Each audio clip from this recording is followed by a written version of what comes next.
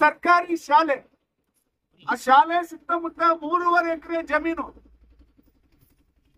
ಶಾಲೆಗೆ ಸಂಬಂಧಪಟ್ಟಂತ ಸರ್ಕಾರಿ ಜಮೀನು.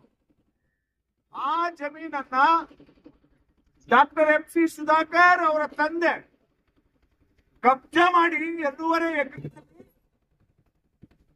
ಬ್ಯಾಂಕಿಗೆ ಬಾಡಿಗೆ ಕೊಟ್ಟಿದ್ದಾರೆ. ಬಿಲ್ಡಿಂಗ್ ಕಟ್ಟಿ 14 ಮಳಿಗೆಗಳನ್ನ ಕೊಟ್ಟಿದ್ದಾರೆ, ಬಾಡಿಗೆ ಪಡ್ಕೋತಾ ಇದ್ದಾರೆ. ಇಷ್ಟನ್ನೆಲ್ಲ ಕಳ್ಕೊಂಡಂತ ಸರ್ಕಾರಿ ಜಮೀನು ಕೊನೆಗೆ ಉಳಿದಿರೋದು 1.25 ಎಕರೆ. ಈ 1.25 ಎಕರೆ ಭೂಮಿನಲ್ಲಿ ಒಂದು ಸರ್ಕಾರಿ ಶಾಲೆ ನಡೀತಾ ಇದೆ. ಆ ಶಾಲೆಗೆ 90% ಹೋಗ್ತಕ್ಕಂಥವ್ರು SC ST OBC ಮಕ್ಕಳು. ಈ ಶಾಲೆಯನ್ನ ಅಭಿವೃದ್ಧಿ ಪಡಿಸಬೇಕು, ಖಾಸಗಿ ಶಾಲೆಗಳ ಹಂತಕ್ಕೆ ತರಬೇಕು ಅಂತ ಹೇಳಿ ಒಂದು NGO, ಏನಂತ ಹೆಸರು,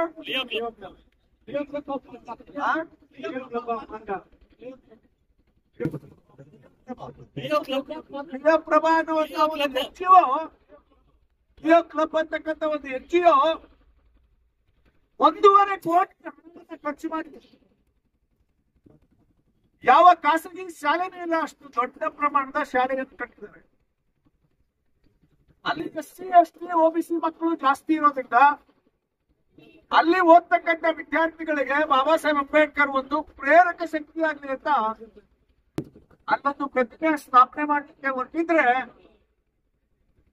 ಡಾಕ್ಟರ್ MC ಸುಧಾಕರ್ ಬಾಬಾ ಸಾಹೇಬ್ ಅಂಬೇಡ್ಕರ್ ಅವರ ಪ್ರತಿಮೆಗೆ ಕೊಳೆಯ ಬಟ್ಟೆಯನ್ನು ಸುತ್ತಿ ಮುಚ್ಚಿ ಇಟ್ಟಿದ್ದಾರೆ. ನಮ್ಮ ದಲಿತ ಹುಡುಗರು ಬಾಬಾ ಸಾಹೇಬ್ ಅಂಬೇಡ್ಕರ್ ಅವರ ಹೆಸರಲ್ಲಿ ಚಳವಳಿ ಮಾಡ್ತಕ್ಕಂಥವ್ರು, ಕಾನೂನಿಗೆ ಗೌರವ ಕೊಡ್ತಕ್ಕಂಥವ್ರು 10 ದಿನಗಳ ಕಾಲ ಧರಣಿ ಸತ್ಯಾಗ್ರಹ ಮಾಡಿದ್ದಾರೆ. ಅವರ ಬೇಡಿಕೆ 12 ದಿವಸ ಧರಣಿ ಸತ್ಯಾಗ್ರಹ ಮಾಡಿದ್ದಾರೆ. ಅವ್ರ ಬೇಡಿಕೆ ಇಷ್ಟೇ, ಬಾಬಾ ಸಾಹೇಬ್ ಅಂಬೇಡ್ಕರ್ಗೆ ಅವಮಾನ ಮಾಡಬೇಡಿ, ಕೋಣಿ ಚೀಲ ಸುತ್ತಿ ಇಟ್ಟಿದ್ದೀರಲ್ಲ ಅದನ್ನ ತೆಗಿರಿ, ಅಂಬೇಡ್ಕರ್ ಪ್ರತಿಮೆಯನ್ನ ಜಿಲ್ಲಾ ಉಸ್ತುವಾರಿ ಸಚಿವರೇ ಪ್ರಾರಂಭ ಮಾಡಿ ಅದನ್ನ ಇನಾಗ್ರೇಟ್ ಮಾಡಿ ಅಂತ ಕೇಳ್ಕೊಂಡಿದ್ದಾರೆ. ಇನ್ನೇನ್ ಕೇಳ್ಕೋಬೇಕಿತ್ತು ಇವ್ರಿಗೆ? 12 ದಿನದ ನಂತರ ನಾವೆಲ್ಲರೂ ಹೋಗಿ ಪ್ರೆಷರ್ ಹಾಕಿದ್ಮೇಲೆ ಜಿಲ್ಲಾಧಿಕಾರಿಗಳು ಮಂತ್ರಿಗಳು ಒಪ್ಕೊಂಡಿದ್ದಾರೆ.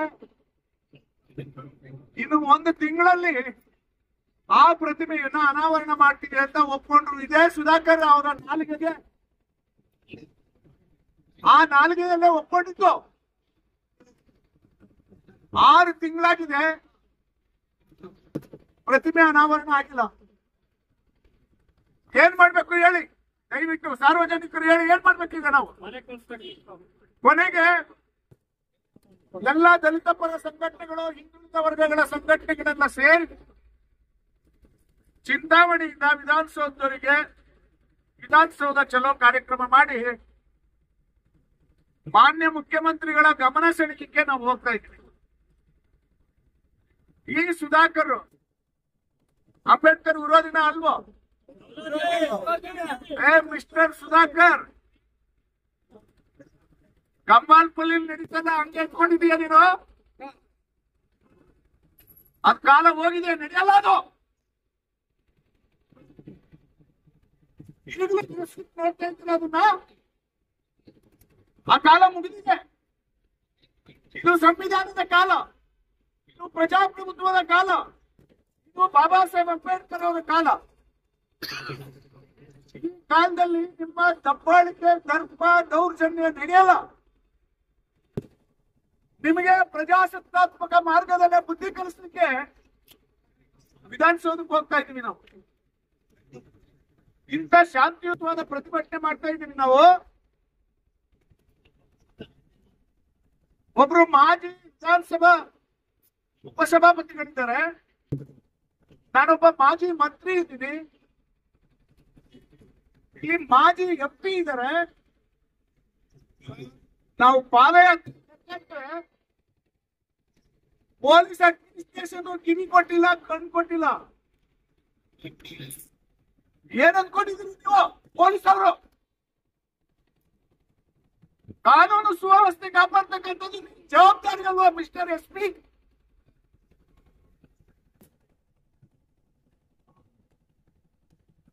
ಏನ್ ಪಳ್ಳೆಗಂತ ನೀವೆಲ್ಲ? ಏನಾದ್ರೂ ಅನಾಹುತ ಆದ್ರೆ ಇಲ್ಲಿಂದ ಬೆಂಗಳೂರು ಅದಕ್ಕೆ ಹುಡುಗರು ಹೋಗ್ತಾ ಇದ್ದಾರ? ಏನಾದ್ರೂ ಅನಾಹುತ ಆದ್ರೆ responsible, SP will be responsible. ದಲಿತಿಂತಾನೆ ನಡ್ಕೊಂಡು ಹೋಗ್ಲಿ ಅಂತ ಬಿಟ್ಬಿಟ್ಟಿದ್ದೀರಿ ಅನ್ರಿ ನೀವು.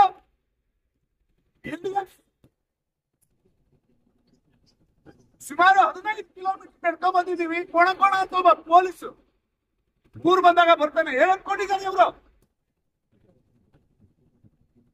ಒಂದು ಹೈವೇನಲ್ಲಿ ಇಷ್ಟೊಂದು ಜನ ನಡ್ಕೊಂಡು ಹೋಗುವಾಗ ಪೊಲೀಸ್ ರಕ್ಷಣೆ ಕೊಡಬೇಕಾಗಿರೋದು ಕಾನೂನು ಸುವ್ಯವಸ್ಥೆಯನ್ನ ಕಾಪಾಡ್ತಕ್ಕಂಥ ಪೊಲೀಸ್ ಇಲಾಖೆಯ ಜವಾಬ್ದಾರಿ.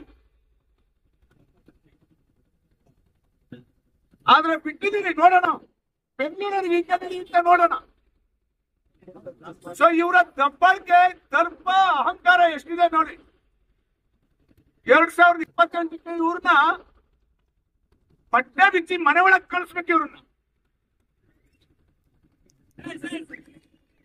ಸೊ ಇವರು ಬಾಬಾ ಸಾಹೇಬ್ ಅಂಬೇಡ್ಕರ್ ಹೆಸರು ಹೇಳ್ತಾರೆ. ಬಾಬಾ ಸಾಹೇಬ್ ಅಂಬೇಡ್ಕರ್ಗೆ ನೇರವಾಗಿ ಅವಮಾನ ಮಾಡ್ತಾ ಇದ್ದಾರೆ. ದಲಿತ ಸಂಘಟನೆಗಳು ಬಾಬಾ ಸಾಹೇಬ್ ಅಂಬೇಡ್ಕರ್ಗೆ ಏನಾದ್ರೂ ಹೆಚ್ಚು ಕಡಿಮೆ ಮಾಡ್ಬಿಟ್ರೆ ಬೀದಿ ನಿಂತ್ಕೋತೀವಿ. ಈಗ ಇಲ್ಲ ನಾವು ಸೆಲೆಕ್ಟಿವ್ ಆಗ್ತದೆ ನೀವು ವಿಷಯಗಳ ಬಗ್ಗೆ. ತುಂಬಾ ದಿನ ನಡೆಯಲ್ಲ ಇದನ್ನ. ಅದು ಯಾವ ಸರ್ಕಾರದಾದ್ರೂ ಇರಲಿ, ಬಾಬಾ ಸಾಹೇಬ್ರಿಗೆ ಅವಮಾನ ಆದ್ರೆ ಎಲ್ಲರೂ ಬೀದಿಗೆ ಬರ್ಬೇಕು. ದಲಿತ ಸಂಘಟನೆಗಳ ಗೆಳೆಯರಿಗೆ ನಾನು ಹೇಳ್ತೀನಿ, ನೀವು ನೆಗೋಸಿಯೇಟ್ ಮಾಡೋದಲ್ಲ, ನೀವು ಒಪ್ಪಂದ ಮಾಡಿದ್ರಲ್ರಿ, ಮಾತುಕತೆ ಮಾಡಿದ್ರಲ್ಲ, ಒಂದು ತಿಂಗಳಲ್ಲಿ ಪ್ರತಿದಿನ ಅನಾವರಣ ಮಾಡ್ತಾರೆ ಮಂತ್ರಿಗಳು ಅಂತ ಒಪ್ಕೊಂಡ್ರಲ್ವ ಜನ. ಇವರು ಎಲ್ಲಿದ್ದಾರೆ? ಇವರು ಬನ್ನಿ ನಾಳೆಯಿಂದ ನಮ್ಮ ಜೊತೆ ಪಾದಯಾತ್ರೆಗೆ. ಸೊ ದಲಿತರ ಹಣವನ್ನ ಲೂಟಿ ಮಾಡೋದ್ರ ಮೂಲಕ ಸಂವಿಧಾನ ಬಾಹಿರವಾಗಿ ಆಡಳಿತ ನಡೆಸಿದ್ದಾರೆ. ಬಾಬಾ ಸಾಹೇಬ್ರಿಗೆ ಅವಮಾನ ಮಾಡೋದ್ರ ಮೂಲಕ ಇವರು ಅಂಬೇಡ್ಕರ್ ವಿರೋಧಿ ಧೋರಣೆಯನ್ನು ತೋರಿಸಿದ್ದಾರೆ. ಈ ಹಿನ್ನೆಲೆಯಲ್ಲಿ ನಾವು ಶಾಂತಿಯುತವಾಗಿ ಇನ್ನ 3 ದಿನಗಳ ಕಾಲ ಬೆಂಗಳೂರಿಗೆ ಪಾದಯಾತ್ರೆ ಹೋಗ್ತಾ ಇದ್ದೀವಿ.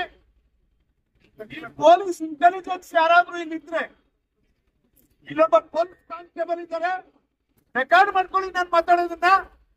ಕೊಡ್ರಿ ನಿಮ್ಮ SP-ಗೆ. ಕಾನೂನು ಸುವ್ಯವಸ್ಥೆ ಕಾಪಾಡ್ಬೇಕಾದವರು ಹೋಗ್ಲಿ, ದಲಿತರ ನಡ್ಕೊಂಡು ಹೋಗ್ಲಿ ಅಂತ ಬಿಟ್ಬಿಟ್ಟಿದ್ದೀರ ನೀವು.